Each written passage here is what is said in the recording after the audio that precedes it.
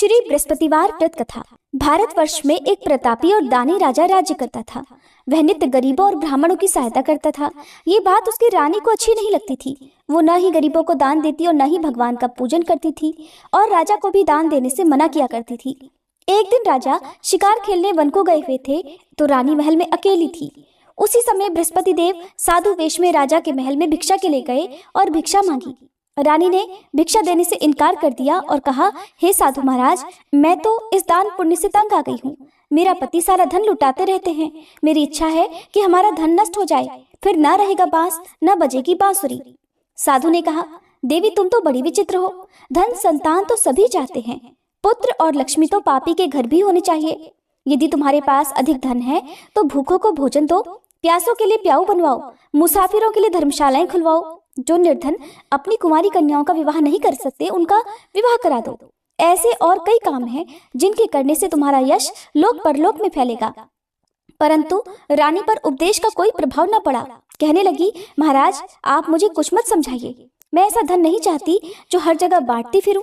साधु ने उत्तर दिया कि यदि तुम्हारी ऐसी इच्छा है तो तथास्तु। तुम ऐसा करना कि बृहस्पतिवार को घर लीपकर पीली मिट्टी से अपना सिर धोकर स्नान करना, भट्टी चढ़ाकर कपड़े धोना। ऐसा करने से आपका सारा धन नष्ट हो जाएगा। इतना कहकर वह साधु महाराज वहां से आलोप हो गए। साधु के कहे अनुसार बातों को पूरा करते करते रानी को केवल 3 बृहस्पतिवार ही बीते थे कि उसकी समस्त धन संपत्ति नष्ट हो गई। अब भोजन के लिए राजा का परिवार तरसने लगा। तब एक दिन राजा ने रानी से कहा, हे रानी, तुम यहीं रहो, मैं दूसरे देश को जाता हूँ क्योंकि यहाँ पर सभी लोग मुझे जानते हैं, इसलिए मैं कोई छोटा काम नहीं कर सकता। ऐसा कहकर राजा परदेश चला गया। वहाँ वह जंगल से लकड़ी काटकर लाता और शहर में बेचता। इस तरह से वह अपना जीवन व्यतीत करने लगा। इधर राजा के परदेश जाते ही रानी और दासी दुखी रहने लगी। एक बार जब रानी और दासी को 7 दिन तक बिना भोजन के रहना पड़ा तो रानी ने अपनी दासी से कहा, हे दासी, पास ही के नगर में मेरी बहन रहती है, वह बड़ी धनवान है, तू उसके पास जा और कुछ ले आ ताकि थोड़ी बहुत गुजर बसर हो जाए। दासी रानी की बहन के पास गई। उस दिन गुरुवार था और रानी की बहन उस समय बृहस्पतिवार व्रत की कथा सुन रही थी। दासी ने रानी की बहन को अपनी रानी का संदेश दिया, लेकिन रानी की बहन ने कोई उत्तर नहीं दिया। जब दासी को रानी की बहन से कोई उत्तर नहीं मिला तब वह बहुत दुखी हुई। उसे क्रोध भी आया। दासी ने वापस आकर रानी को सारी बात बता दी। सुनकर रानी ने अपने भाग्य को कोसा। उधर रानी की बड़ी बहन ने सोचा कि मेरी बहन की दासी आई थी, परंतु मैं उससे नहीं बोली, इससे वह बहुत दुखी हुई होगी। कथा सुनकर और पूजन समाप्त करके वह अपनी बहन के घर आई और कहने लगी, हे बहन, मैं बृहस्पतिवार का व्रत कर रही थी। तुम्हारी दासी मेरे घर आई थी, परंतु जब तक कथा होती है तब तक न तो उठते हैं और न ही बोलते हैं, इसलिए मैं नहीं बोली। कहो दासी क्यों गई थी? रानी बोली, बहन तुमसे क्या छुपाऊं, हमारे घर में खाने तक को अनाज नहीं था। ऐसा कहते कहते रानी की आंखें भर आई। उसने दासी समेत पिछले 7 दिनों से भूखे रहने की बात अपनी बहन को विस्तार पूर्वक सुना दी। रानी की बहन बोली, देखो बहन, भगवान बृहस्पति देव सबकी मनोकामना पूर्ण करते हैं। देखो शायद तुम्हारे घर में अनाज रखा हो। पहले तो रानी को विश्वास नहीं हुआ, पर बहन के आग्रह करने पर उसने अपनी दासी को घर के अंदर भेजा तो उसे सचमुच अनाज से भरा हुआ एक घड़ा मिल गया। ये देखकर दासी को बड़ी हैरानी हुई। दासी रानी से कहने लगी, हे रानी, जब हमको भोजन नहीं मिलता तो हम व्रत ही तो करते हैं, इसलिए क्यों न इनसे व्रत की कथा और विधि पूछ ली जाए ताकि हम भी व्रत कर सके। तब रानी ने अपनी बहन से बृहस्पतिवार व्रत के बारे में पूछा। उसकी बहन ने बताया, बृहस्पतिवार के व्रत में चने की दाल और मुनक्का से विष्णु भगवान का केले की जड़ में पूजन करे, दीपक जलाए, व्रत कथा सुने और पीला भोजन ही करे। इससे बृहस्पति देव प्रसन्न होते हैं। व्रत और पूजन विधि बताकर रानी की बहन अपने घर को लौट गई। 7 दिन के बाद जब गुरुवार आया तो रानी और दासी ने व्रत रखा। घुड़साल में जाकर चना और गुड़ लेकर आई, फिर उससे केले की जड़ तथा विष्णु भगवान का पूजन किया। अब पीला भोजन कहाँ से आए, इस बात को लेकर दोनों बहुत दुखी थे। क्योंकि उन्होंने व्रत रखा था इसलिए बृहस्पति देव उनसे प्रसन्न थे। इसलिए वे एक साधारण व्यक्ति का रूप धारण कर 2 थालों में सुंदर पीला भोजन दासी को दे गए। भोजन पाकर दासी प्रसन्न हुई और फिर रानी के साथ मिलकर भोजन ग्रहण किया। उसके बाद वे सभी गुरुवार को व्रत और पूजन करने लगी। बृहस्पति भगवान की कृपा से उनके पास फिर से धन संपत्ति आ गई, परंतु रानी फिर से पहले की तरह आलस्य करने लगी। तब दासी बोली, देखो रानी, तुम पहले भी इसी प्रकार आलस्य करती थी। तुम्हें धन रखने में कष्ट होता था, इस कारण सभी धन नष्ट हो गया, और अब जब भगवान बृहस्पति की कृपा से धन मिला है तो तुम्हें फिर से आलस्य होता है।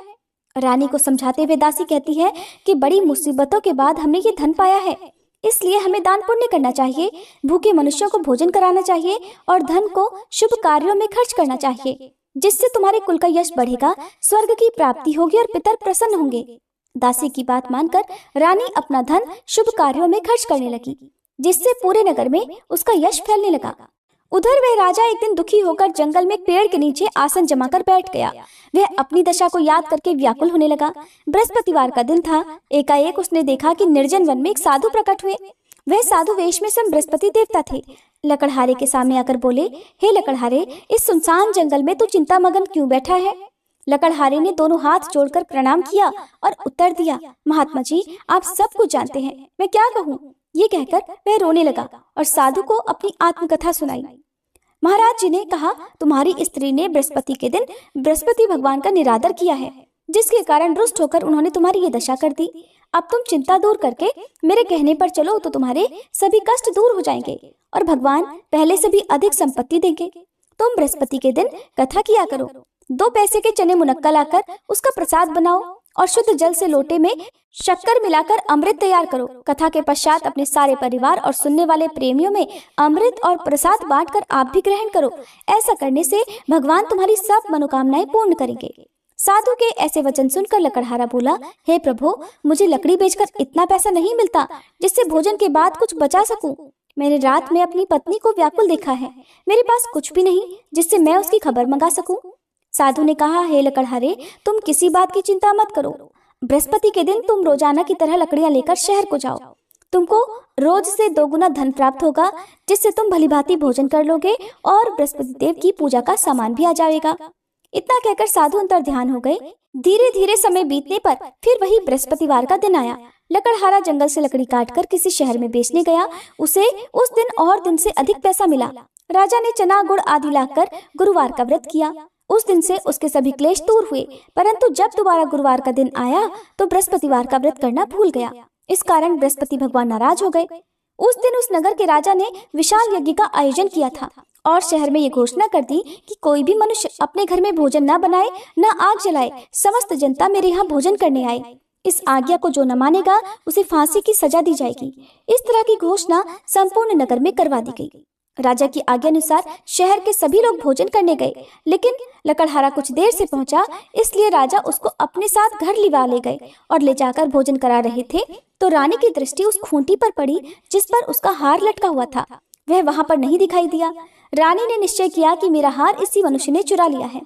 उसी समय सिपाहियों को बुलाकर उसको कारागार में डलवा दिया। जब लकड़हारा कारागार में पड़ गया और बहुत दुखी होकर विचार करने लगा कि न जाने कौन से पूर्व जन्म के कर्म से मुझे यह दुख प्राप्त हुआ है, और उसी साधु को याद करने लगा जो कि जंगल में मिला था।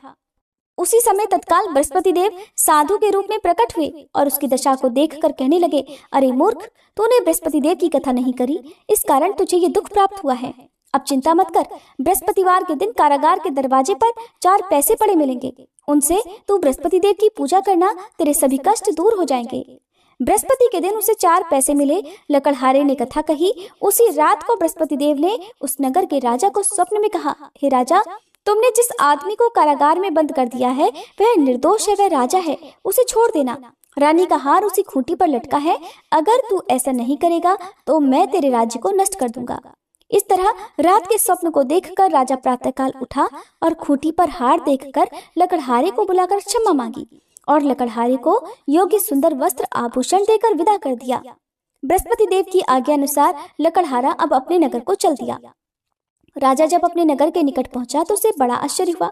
नगर में पहले से अधिक बाग, तालाब, कुएं तथा बहुत सी धर्मशाला, मंदिर आदि बन गई हैं। राजा ने पूछा, ये किसका बाग और धर्मशाला है? तब नगर के सब लोग कहने लगे, ये सब रानी और बांदी के हैं। तो राजा को आश्चर्य हुआ और गुस्सा भी आया। जब रानी ने ये खबर सुनी कि राजा आ रहे हैं तो उन्होंने बांदी से कहा, हे दासी, देख, राजा हमको कितनी बुरी हालत में छोड़ गए थे। हमारी ऐसी हालत देखकर वो लौट ना जाए, इसलिए तू दरवाजे पर खड़ी हो जा। आज्ञा अनुसार दासी दरवाजे पर खड़ी हो गई। राजा आए तो उन्हें अपने साथ लिवा लाई। तब राजा ने क्रोध करके अपनी रानी से पूछा कि ये धन तुम्हें कैसे प्राप्त हुआ है? तब उन्होंने कहा, हमें ये सब धन बृहस्पति देव के इस व्रत के प्रभाव से प्राप्त हुआ है। अब राजा ने निश्चय किया कि 7 रोज बाद तो सभी बृहस्पति देव का पूजन करते हैं, परंतु मैं प्रतिदिन दिन में 3 बार कहानी और रोज व्रत किया करूंगा। अब हर समय राजा के दुपट्टे में चने की दाल बंधी रहती और दिन में 3 बार कहानी कहता। एक रोज राजा ने विचार किया कि चलो अपनी बहन के यहाँ हो आए। इस तरह निश्चय कर राजा घोड़े पर सवार होकर अपनी बहन के यहाँ को चलने लगा। मार्ग में उसने देखा कि कुछ आदमी एक मुर्दे को लिए जा रहे हैं।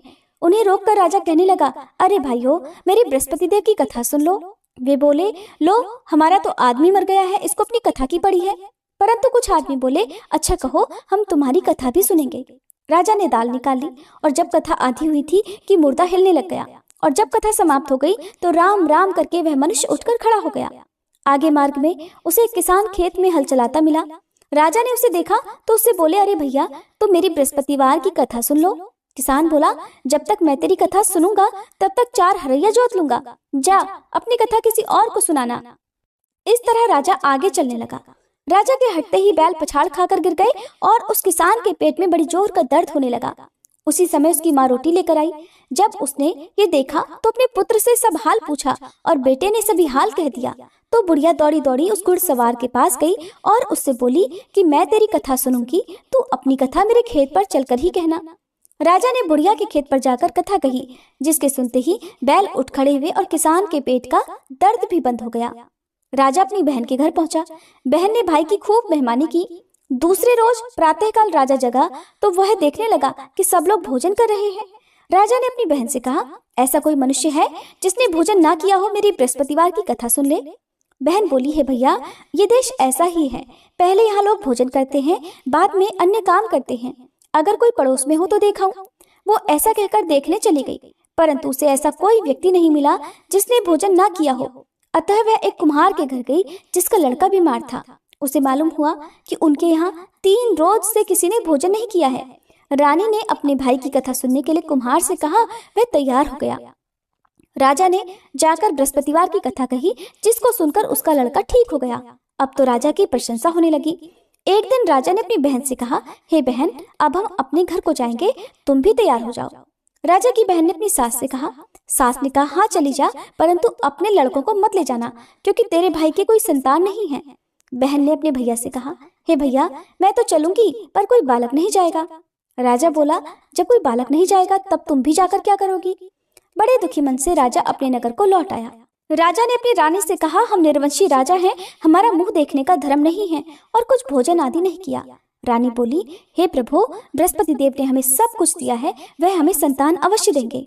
उसी रात को बृहस्पति देव ने राजा से स्वप्न में कहा, हे राजा, उठ, सभी सोच त्याग दे, तेरी रानी गर्भ से है। राजा को ये बात सुनकर बड़ी खुशी हुई। 9वें महीने में उसके गर्भ से एक सुंदर पुत्र पैदा हुआ। तब राजा बोला, हे रानी, स्त्री बिना भोजन के रह सकती है, पर बिना कहे नहीं रह सकती। जब मेरी बहन आए तब तुम मुझसे कुछ मत कहना। रानी ने सुनकर हाँ कर दिया। जब राजा की बहन ने ये शुभ समाचार सुना तो वह बहुत खुश हुई और बधाई लेकर अपने भाई के यहाँ आई। तभी रानी ने कहा, घोड़ा चढ़कर तो नहीं आई, गधा चढ़ी आई। राजा की बहन बोली, भाभी, मैं इस प्रकार ना कहती तो तुम्हें संतान कैसे मिलती। बृहस्पति देव ऐसे ही हैं, जैसे जिसके मन में कामनाएं हैं सभी को पूर्ण करते हैं। जो सद्भावना पूर्वक बृहस्पतिवार का व्रत करता है और कथा पढ़ता है अथवा सुनता है, दूसरों को सुनाता है, बृहस्पति देव उसकी सभी मनोकामनाएं पूर्ण करते हैं। प्रेम से बोलिए बृहस्पति देवता की जय।